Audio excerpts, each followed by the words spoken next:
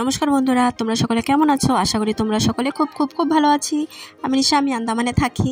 তো আজকে এসে গেছিলাম আমি সবথেকে আমাদের এশিয়ার পুরনো সমিলে, যেখানে একটা মিউজিয়াম আছে। সেই মিউজিয়ামে আমি ঢুকে গেছি।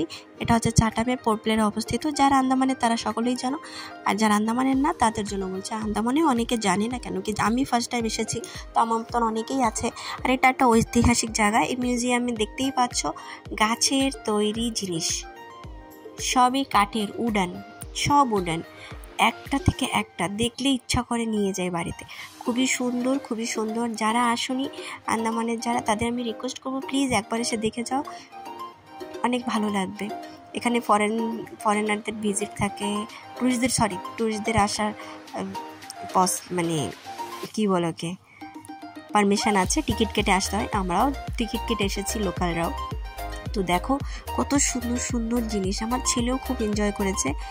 আর এত সুন্দর সুন্দর জিনিস লাকড়ি থেকে তৈরি করা যায়, কুটির শিল্প, সেটা আমি জানা ছিল না, প্রথমবার দেখেছি। তো তোমরা দেখতে থাকো, আমি আর বেশি তোমাদের থাকাবো না। আর প্লিজ তোমরা যে আমার চ্যানেলে নতুন, আমার চ্যানেলকে সাবস্ক্রাইব করো। আর যারা পুরনো তারাও সাবস্ক্রাইব একটা লাইক দিয়ে দিও। আর যারা নতুন তারা সাবস্ক্রাইব করে লাইক করে দিও প্লিজ। তোমাদের সাপোর্টের অনেক দরকার, তোমাদের সাপোর্ট ছাড়া পসিবল কিছুই না। তো দেখতে থাকো, আমি আর বেশি কথা বলছি না। বাই।